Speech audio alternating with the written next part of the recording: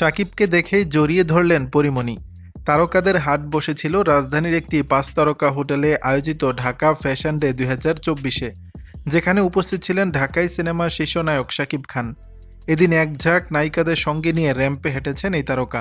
শাকিবের সঙ্গে র্যাম্পে হেঁটেছেন বিদ্যা সিনহা মিম, পূজা চেরি, সাবিলা নূর, পরীমণি, তানজিন তিশা। এছাড়াও ছিলেন নায়ক ইমন। মাত্রই তুফান সিনেমার অভিনয় শেষ করে দেশে ফিরেছেন শাকিব। অনুষ্ঠানে তার লুক ছিল আলাদাভাবে নজর কাড়ার মতো।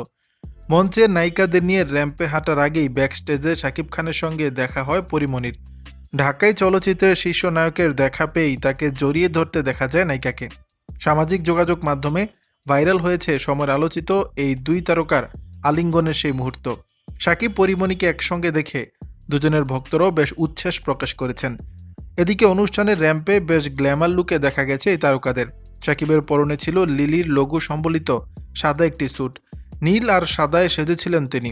চুল ছিল লম্বা, চোখে সানগ্লাস। শাকিবকে এমন ভিন্নভাবে তুলে ধরার মূল কারিগর ছিলেন আয়োজকদের একজন ফ্যাশন ডিজাইনার ও চলচ্চিত্র প্রযোজক পিয়াল হোসেন। শুক্রবার ৭ জুন সন্ধ্যার পর থেকেই মূল আয়োজন শুরু হয়। নামকরা সব কোরিওগ্রাফারদের নির্দেশনায় র্যাম্পে হেঁটেছেন দেশের নামকরা মডেল ও শোবিজ তারকারা। দর্শক, বিষয়টি নিয়ে আপনাদের মতামত জানাবেন নিচের কমেন্ট বক্সে।